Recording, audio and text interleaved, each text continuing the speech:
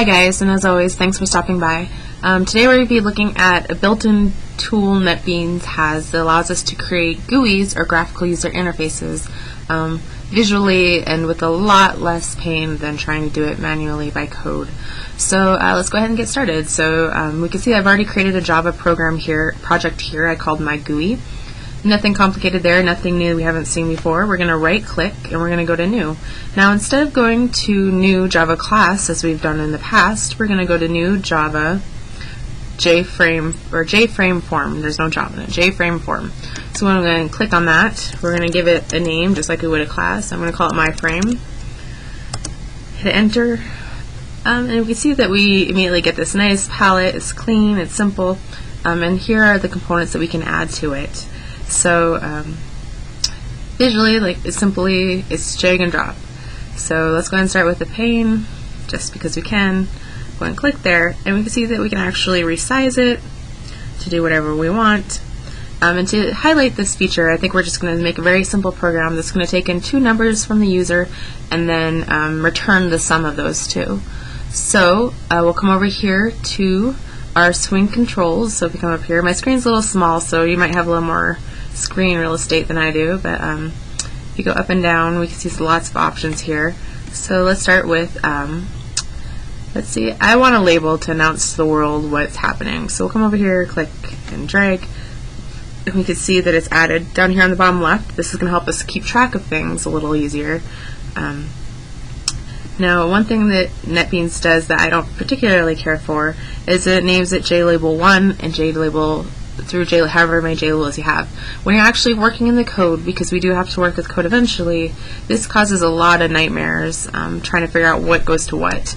So I recommend naming it something that is going to make sense. So I'm going to call this a title with lowercase because it's a variable name, and then underscore label because I still want something to show what type of component it is.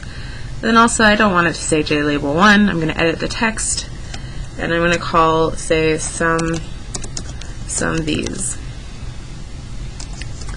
Alright, so not very pretty. I think we could do a little better. So what we can do is highlight it, then come over here to our properties tab down here.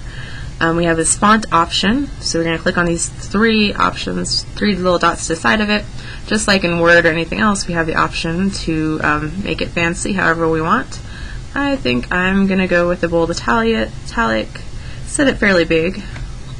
And you know what? Let's also change the color, just because we can. That looks like a nice green. Okay, so now we have this component. What we need is to take in two numbers from the user, so that sounds like a JText field to me. So let's come up here a little bit and look for our JText field. There we go. They just call it text field. I'm going to click and drag, and I'll put it there. And just like I did before, I'm going to change this variable name, and I'm going to call it given1 because it's the first thing that's given by the user. And this is also a field, so underscore field. Alright.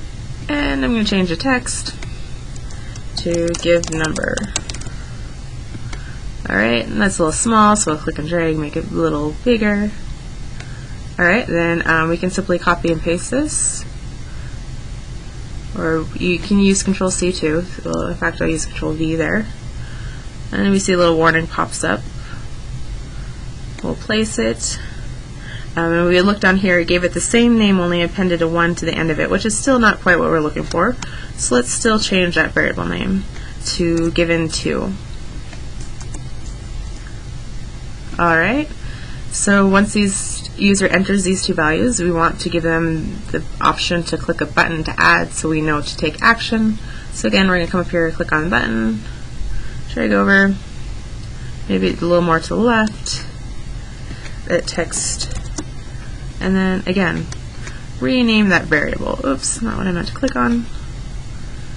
Change variable name. And let's call this add btn for button. Alright, and the last thing we want to do is display the number. So again, let's do the same thing. We're going to grab a label, click and drag it down here somewhere. Right about there. Edit text, we're going to say total. And then we are also going to change that variable name.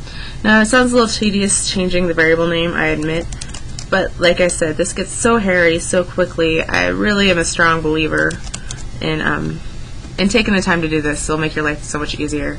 And just like we did before, let's go ahead and make this a little more interesting. It's the answer, it's giving the user what they wanted. In fact, let's make it huge. Okay, and yep, that looks good. Okay, so let's take a moment and we can hit the run button and we can see what we get. This is what we designed, this is what we expected, so that looks good. Good sign so far. Okay, but now we need to do something so that when the add button is clicked, we want the total to update. So let's go and close out of here. We are going to go to our button. You're going to right click, and we can see that we have this option called events. So that's what we're doing for. This is an event handler. We're going to go into event, mouse clicked. This is what we want to have happen when that button is clicked. You can see it automatically launches over to our code, which is pretty nice. Here we have the source and design view. So if you accidentally find yourself looking at code and you want to look at the layout again, you just come up here to the design button, click design in your back, click back and forth. Okay. So enough of that. Let's go ahead and add what we want to have happen when that button is clicked. So the first thing we're going to want to do is grab the first integer. So int given 1 is going to be equal to. Now we're going to have to grab the text from our field. So we could go given 1 underscore field. Remember, this is the variable name that we gave it. Dot get text. Now you can see this still isn't going to be very happy with us because it turns out that getText is going to return a string, and we're expecting integers. So this is a pretty easy little fix. We're going to go integer with a capital I because it's a class, dot parse int, and then this allows us to pass in a string and it'll change it to an integer. So we're just going to do the exact same thing for the second one. Alright, and then we're going to call this given 2. Given 2. Okay, so now that we have the two numbers, we are going to return an answer that's the sum of them. So let's go int answer equals given 1 plus given 2. And lastly, we want to set our total. I don't remember what it's called, so let's come down here and look at our members pane. So we call it total label. So we are just going to go total underscore label dot set text to a string. So we can see that we type answer. It's again not going to be very happy with us because answer is an integer and it's expecting a string. So what we can simply do is go integer dot to string and change it to string to the answer. Alright, hopefully this isn't too complicated. It's a little hairy having to switch back and forth between strings and integers, but that's just the game you play when you're creating a GUI. So let's go ahead and run it now. Come down here in the center and let's give it a go. So let's go 5 and 4, click add, and it does give us our number. So let's try it again, 20 and maybe 48. So you can see, it's really that simple. This wasn't too painful to do. Again, like I've cautioned before, this does get really hairy really quickly. So I encourage you to take time to stop and think about how you're going to name variables so they're consistently named, as well as I would refrain from putting logic inside of your GUI class itself. In order to do this, perhaps I should have made a different class that handled addition and whatnot. But I think this is simple enough to give you an idea, and I hope that you found it useful.